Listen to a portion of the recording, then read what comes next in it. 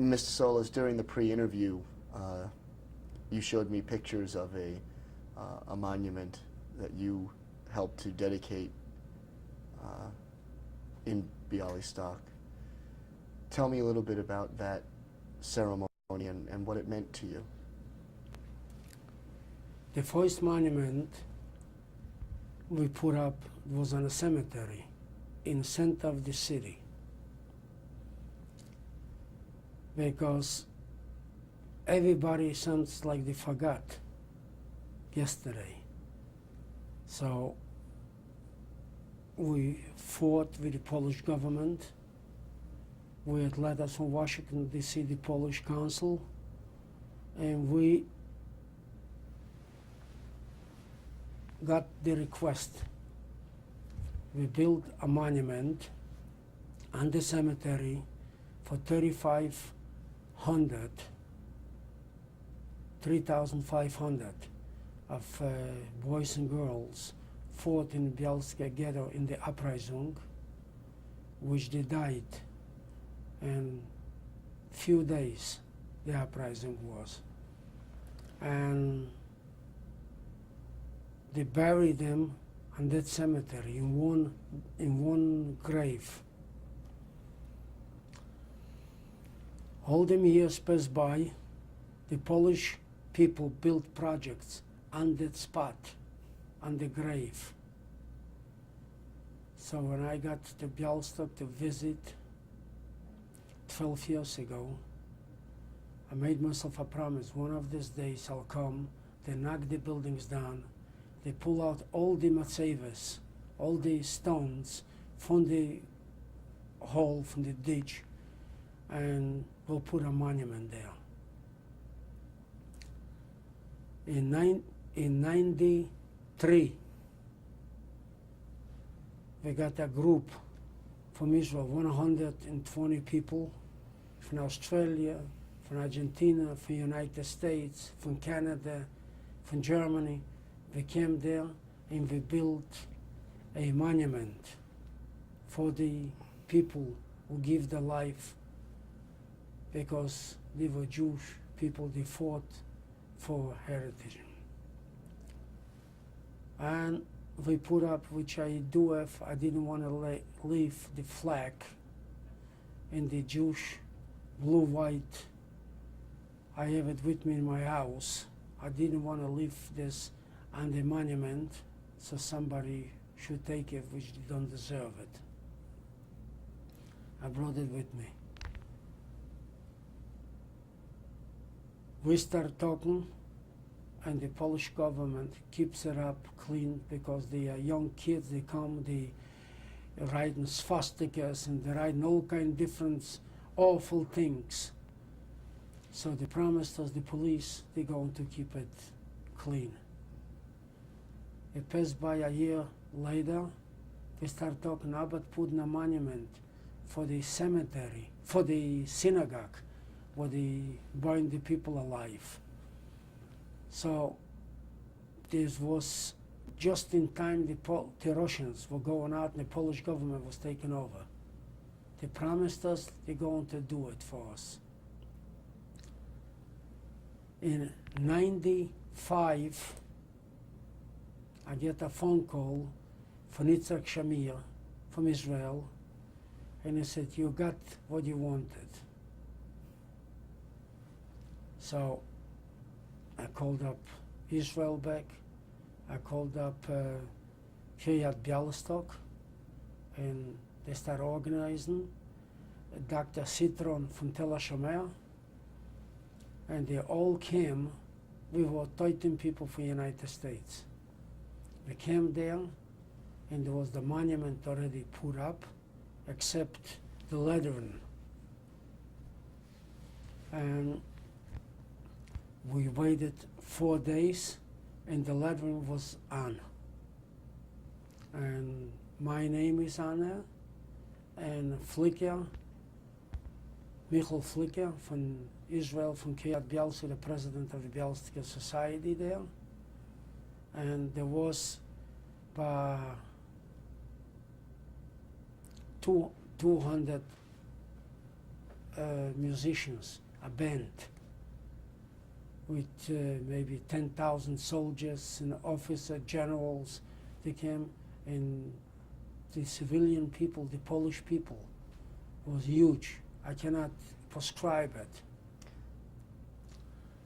And they asked me I should, the first one, I should speak. I spoke 45 minutes in Polish. All them times I've been in Poland, 7 times, I refused to talk Polish because I did not come to pay respect to the Polish people. I come to pay respect for the people who went of Kiddush Hashem. And I was accusing the Polish people. I didn't accuse the young ones. I accused the old ones, the retired generals were standing, the retired soldiers were standing there, so many of them. I said, when the synagogue was burning, he was standing and laughing. When somebody was running from the house, didn't want the Germans to catch you, to bring you to the synagogue, you threw him out. You put a cross on your door. You put a Star of Magen David on the Jewish doors, so they should know where to go, what to surrender, what to organize them to bring him to the synagogue. So I accuse you more than I accuse the Germans. That's what I told them. There was in every newspaper in Poland, in Germany, in France, on television, on Channel 26 in the United States, the Polish channel. I was on this channel too. So I spoke for 45 minutes, then everybody else spoke. The mayor of the city apologized, and the governor apologized, and later that we met, he said, "Are you forgive us for our parents didn't tell us what happened, or maybe they were involved?"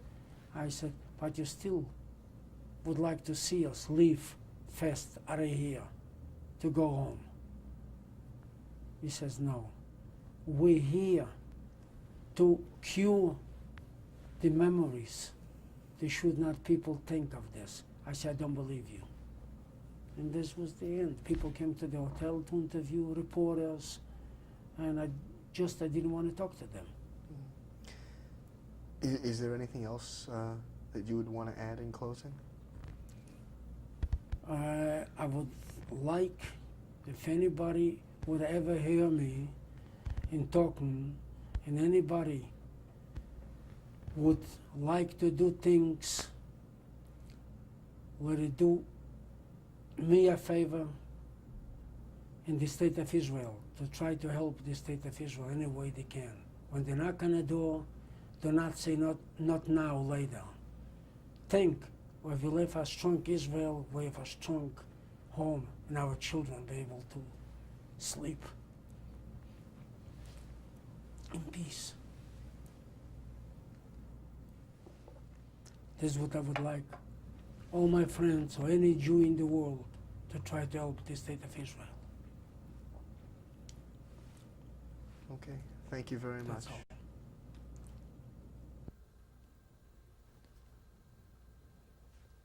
Who do we see in this picture here? See my 2 sisters, my older brother. And from left to right, their names are? From right is my sister, but named Masha, and to the left is Mirce, and in the middle, my brother Shmuel. And roughly when was this picture taken? Was way before the war, because my parents used to send to United States pictures, and they used to send, for Passover money, they used to send money to Europe. And my aunt kept it in Florida, this picture, and when she passed away, my uncle from Brooklyn got pictures, all kind of different, from my grandparents and from my sisters, my brothers, and they give it to me. And Also, where was this picture taken? in Poland. It was taken in Kinishin. And do you know roughly the year? No.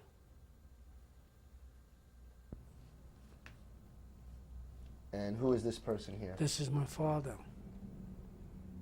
And his name was? His name was Shammai, in English, Sal, they would call him. And when and where was this picture taken? This picture was taken in 1940. I know because this picture was taken for a passport. And when I came back to Kinishin in 44, our next door neighbor gave it to me, this picture.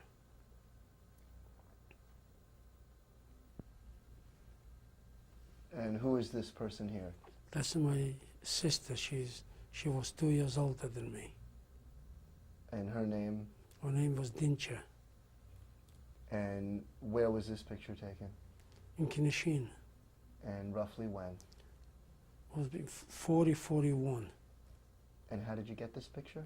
This picture also from my next door neighbor, from a gentle family.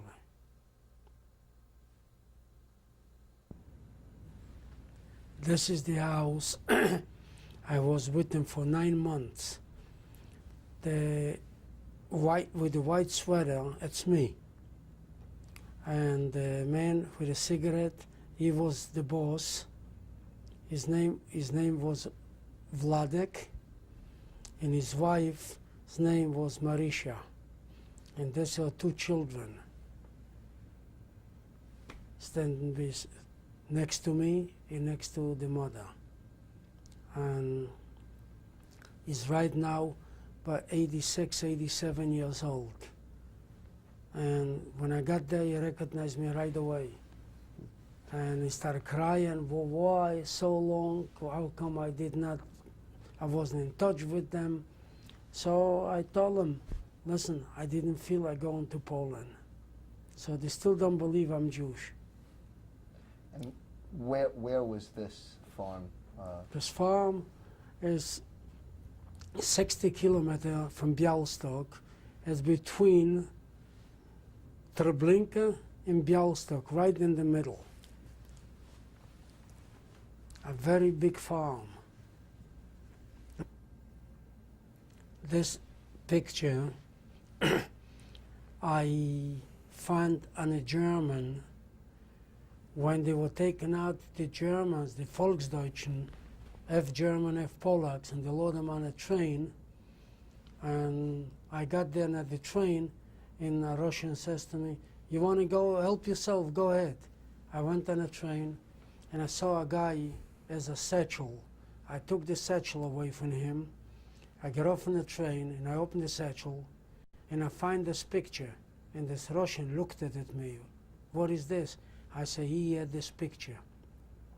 He went on the train, he pulled the German off, and he started beating him, the Russian soldier.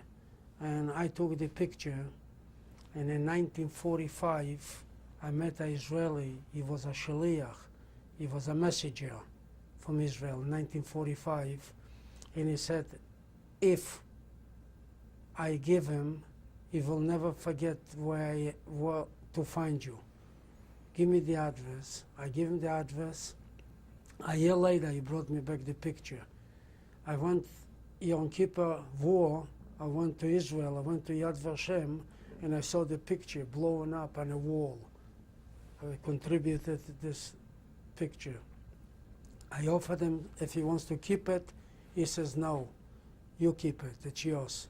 So I still have it. Now it's 97. It's already so many years, and I cherish and I keep this picture.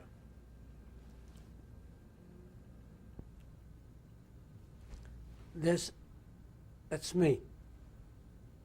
Right after we were out from the forest and from whatever we were hiding ourselves and be free, I took a picture of myself because the Russians wanted to have a picture to make me a passport so I can travel all over the world without money. So I still keep the picture. This is a copy of my original picture.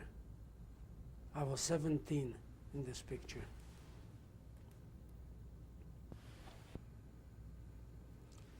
This picture is Dr. Datna. He was a doctor with sports in Białystok. And he's in the bottom row. In the second from the end. From the right side? Right there. Mm-hmm. With the white coat. The second one, he comes from Kinashin, Brzezinski, he's in Mexico. This one was his assistant, Dr. Menkos. He's with Dr. Dat now. This from with the lady in the back, his name is Beilach, Sholem Beilach, with his wife, with Irka, in Canada, in the bakery business. And this one is Avremel, he's from Pruzhene, near Białystok. That's second from the left, bottom row? The first one, what he's got the list on his hand. And that's me next to him with the leather jacket. This is about a month after they came out of the forest. They all were in the forest. Everybody stay. This is the day, 1951, January the 22nd, I came to the United States. And we get off, and relatives came to greet me.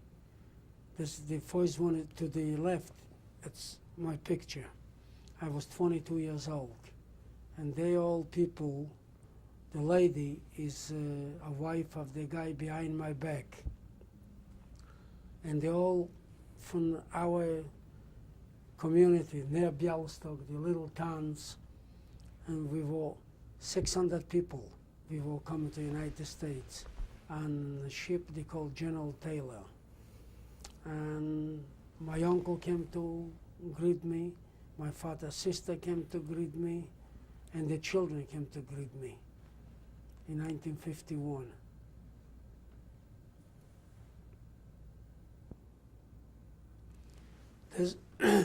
This picture, we put the monument up for the 3,000 people. They burned them in a synagogue.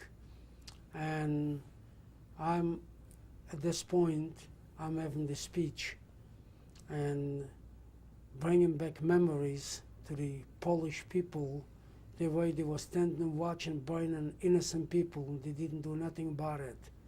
I was putting them to shame. And people from Israel was maybe 90, 100 people, from Australia, from Argentina, from the United States, from France. They all come to pay respect. And the Polish people had a building on that spot.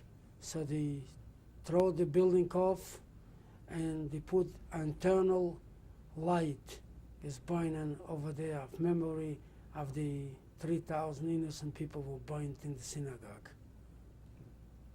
And can go on with this and on, because you feel your heart is bleeding when you see something like this. Okay, thank you very much. Thank you. This is my children, my daughter Diane on the left side, and next to her is her husband Matt, and after Matt is my son Scott, and next to him is Rachel, his wife. They will get married. Next to Rachel is my wife Rose. Next to Rose, of course, it's me, Sam.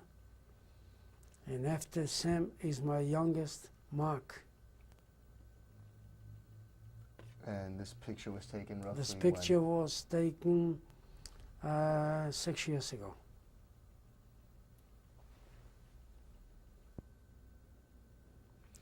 This is my daughter-in-law. Her name is Corey. And next to her is my son, Mark. They got married 3 years ago. And my daughter-in-law's father is one of the victims from Auschwitz. Mengele did experiments of her father and her father's brother. They were twins, which we see on television very often. Her aunt, her father's sister, in a wheelchair, and they telling stories. How did they take experiments? Why they come from twins with Mengele? So her father and her father's brother, they come from Czechoslovakia.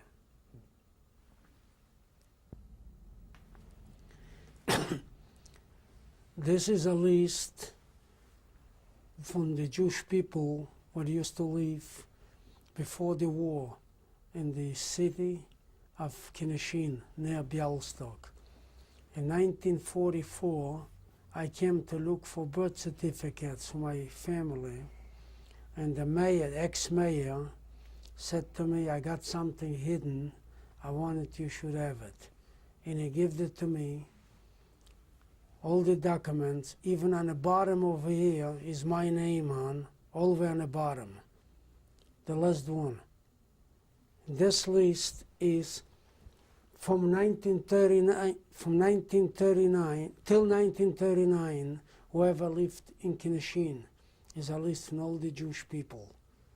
After 29, I'm getting confused.